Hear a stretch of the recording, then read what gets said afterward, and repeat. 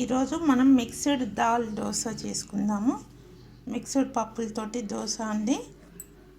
పెసరపప్పు పావు, శనగపప్పు వేసుకుందాము. శనగపప్పు కూడా పావు వేసుకుందామండి. ఇది పావు వేసాను కదా, అంతే. పప్పు కూడా, శనగపప్పు కూడా వేసుకుందాము. శనగపప్పు కూడా వేసుకుందాము పావు. ఇప్పుడు మినపప్పు కూడా వేసుకుందామండి పావు. మినపప్పు కూడా పావు వేసుకున్నామండి. ఇప్పుడు రైస్ వేసుకుందాము. 1 గ్లాస్ రైస్ వేసుకుందాము.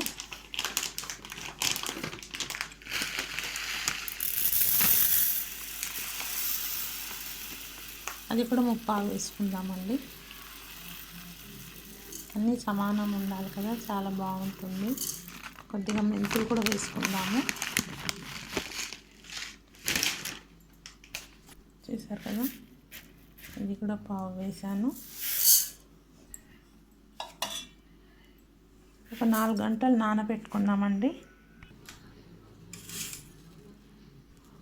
కొద్దిగా మెంతులు కూడా వేసుకుంటున్నాము. చేదు అవుతుంది ఎక్కువ వేస్తే. నానబెట్టుకున్నాము ఒక 4 అవర్స్ నానబెట్టుకున్నామండి వాటర్ వేసి. 4 అవర్స్ తర్వాత చూద్దాము. ఇది నానాక ఇందులో మనము కొంచెం పచ్చిమిర్చి, ఈ కొబ్బరి వేసుకుందాము. చాలా బాగుంటుంది. మిక్స్డ్ దోశ కదా, ఇవి 2 అందులో వేసుకుంటాము. చాలా బాగుంటుంది. ఇది మిక్సీ పట్టేటప్పుడే ఇది కూడా కట్ చేసి ఇందులో వేసేసుకుందాము. 4 అవర్స్ తర్వాత చూద్దాం. 4 అవర్స్ తర్వాత చూద్దామండి నానాక. ఈ కొబ్బరి, ఈ పచ్చిమిర్చి కూడా వేసుకుందాము.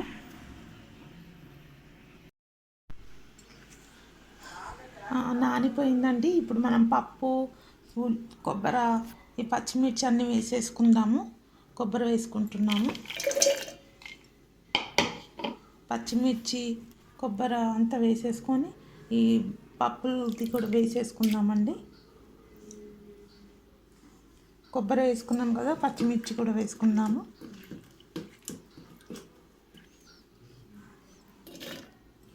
రైస్ వేసేసుకుందాము. అన్ని మిక్స్డ్ పప్పులుది.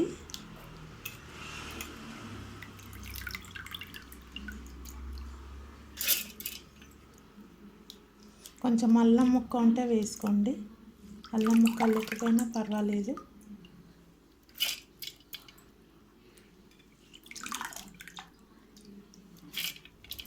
వేసుకొని మిక్సీ పట్టేసుకుందామండి.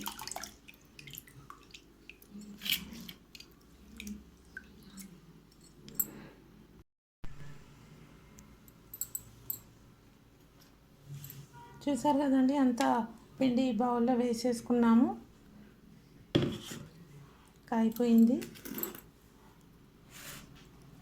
కొంచెం ఉంది, ఇదంతా తీసి కొంచెం వాటర్ వేసి ఈ బౌల్లో వేసేసుకుందామండి.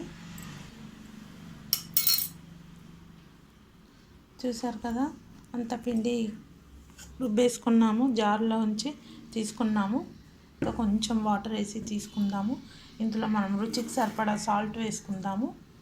వేసుకొని చేసుకుందామండి. కొంచెం కరివేపాకు, ఆవాలు, జీలకర్ర వేసి తాలింపు చేసి చేసుకుందాము. తర్వాత ఇప్పుడు ఇందులో మనం కొద్దిగా తినే సోడా వేసుకుందామండి. కొద్దిగా తినే సోడా, ఒక పించ్ తినే సోడా, రుచికి సరిపడా సాల్ట్, కొద్దిగా వాటర్ వేసి మిక్స్ చేసుకుందాము.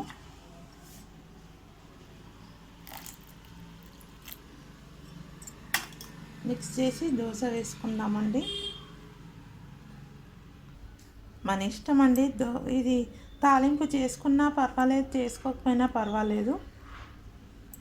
తాలింపు చేస్తే ఆవాలు, జీలకర్ర ఇవన్నీ వస్తుందని పిల్లలు వద్దంటారండి. అందుకని నేను తాలింపు చేయలేదు.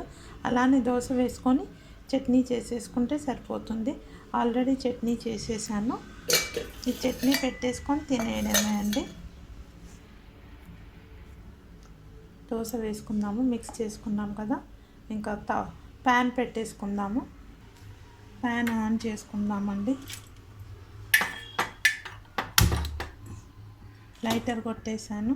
ఇంకా అది తవ్వ హీట్ అయితే మనం దోశ వేసుకుంటాము. ప్యాన్ హీట్ అయిపోయిందండి. ఇప్పుడు మనం దోశ వేసుకుందాము.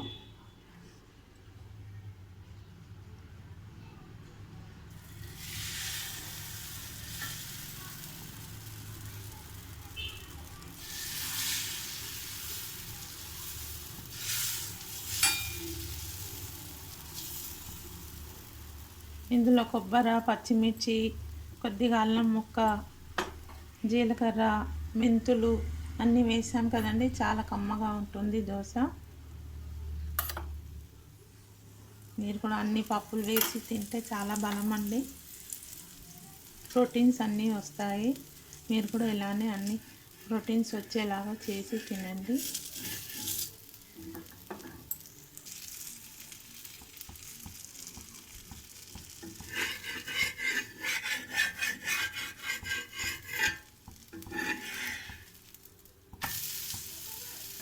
చూసారు కదా ఎంత బాగా వచ్చిందో.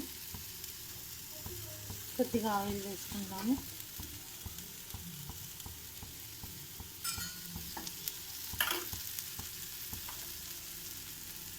చాలా కమ్మగా ఉంటుందండి దోశ. ఈ వెదర్కి చాలా బాగుంటుంది. చల్లగా ఉంది కదా వెదరు. వేడి వేడిగా తింటే భలే ఉంటుందండి.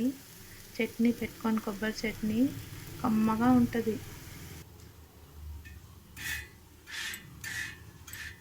చూసారు కదా మన దోశ రెడీ అండి. ఏమి దోశ రెడీ.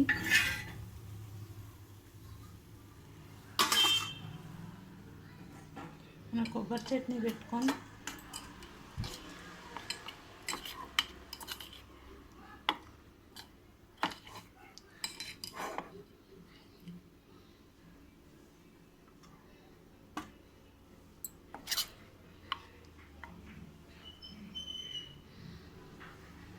చూసారు కదండి మన కొబ్బరి చట్నీ దోశ చాలా కమ్మగా ఉంటుందండి.